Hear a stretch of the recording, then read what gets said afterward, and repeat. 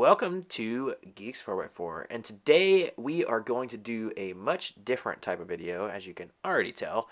I am going to kind of put together the story of taking Blue Bob to Moab with a bunch of film that my friends have sent me, and just random clips and random insights that you guys are maybe interested in. So we drove down. I drove the truck down on small tires with Grayson Camo in the LJ and their JKU, and their LJ and their JKU.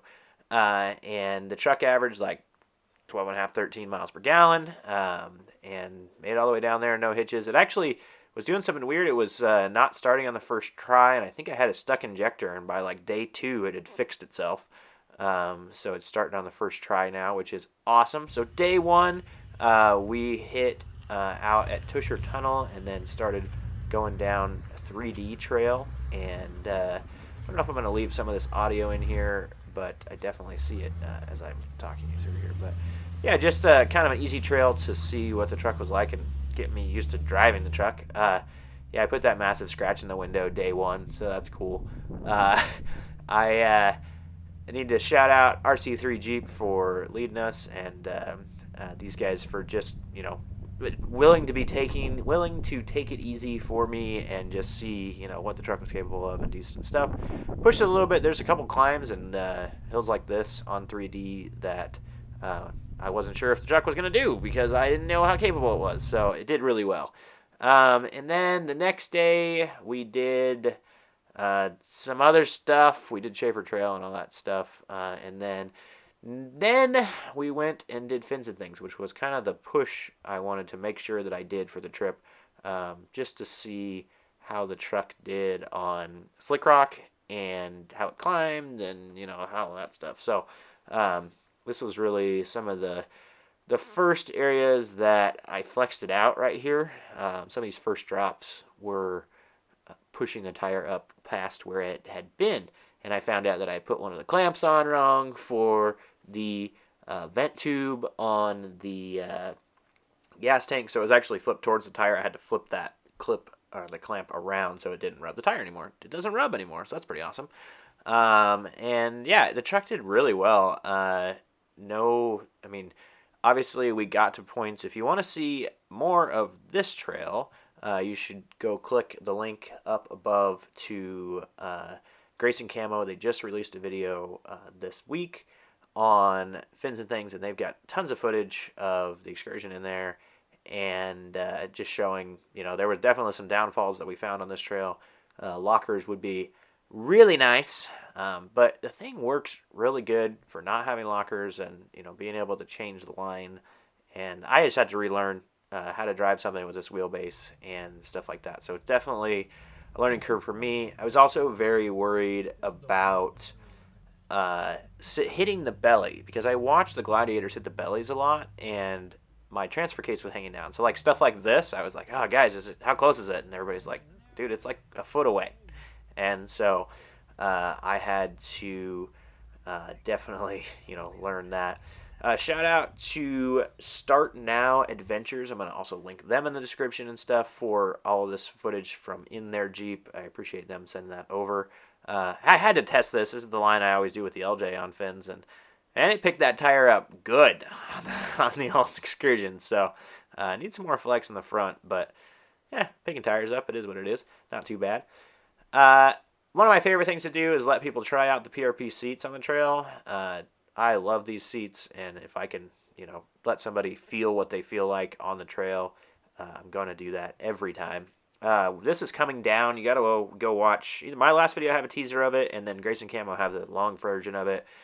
Me smash the front bumper and jack up the headlights and all this. I actually pushed the front bumper up into the headlights and then twisted it backwards so it was actually hitting the fender on the other side. And so I'm trying to jump on it and bend it down, and we realized that I might not be man enough essentially to bend it down, and Brian from Start Now Adventures hopped up there and gave it a couple of whacks with the old body hammer, and made it to where it's not hitting and scratching the fender anymore, which was the key.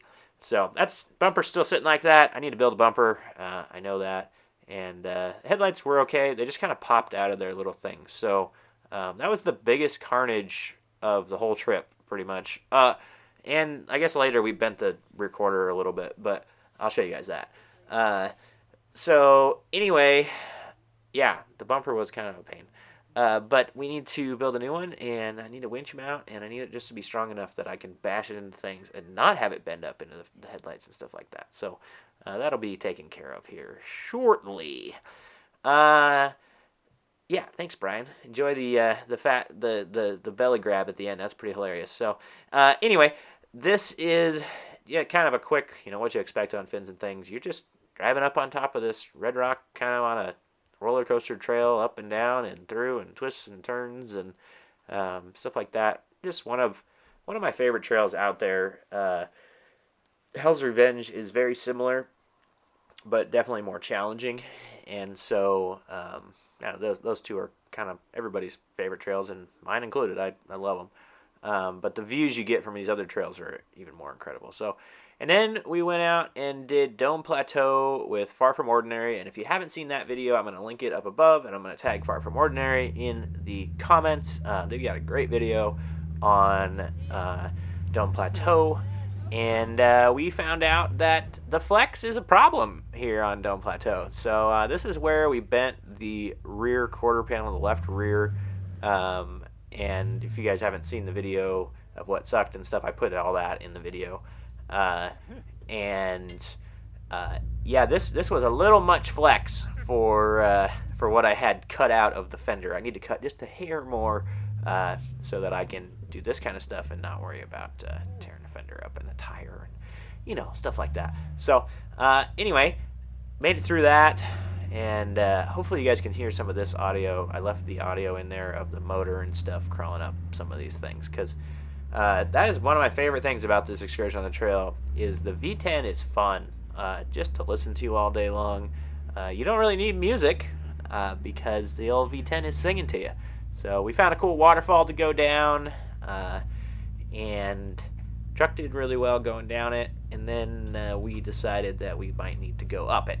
So it does really well. Descending is, I think, the hardest part with it. The weight is felt, I think, descending. I've got to figure out, the brake still feels soft. So I don't know if, I didn't replace the front brake lines, and so I think I need to replace the front brake lines. I've got to get some custom ones, and probably some braided ones and stuff like that for the front, and see if I can't get the brakes to feel a little bit better. That's one of the reasons why it came down so fast and hit the front bumper. It's also just me not used to having to use the brakes, because I'm used to wheeling a manual, and in a manual in the Jeep, the LJ, I can just do that. There's another flexed it out.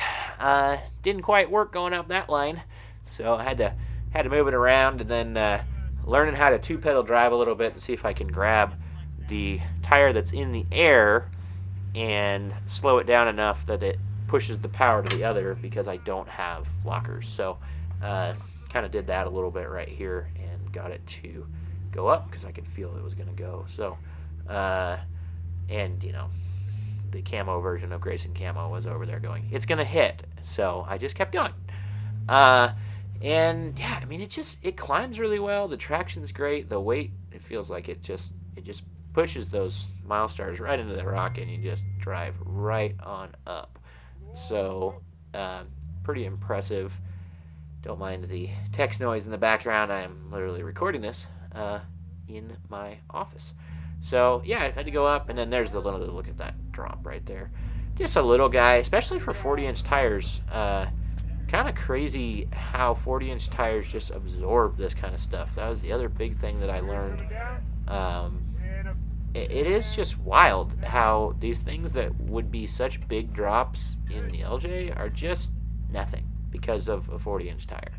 So I'm really excited to, get this thing more capable and, more able to wheel. But and look at that. You see, it tucks that. And then this happened. Our new friend James, who is still a friend, don't worry. We found out that when there's mud around and James is involved, we all should park not close to it.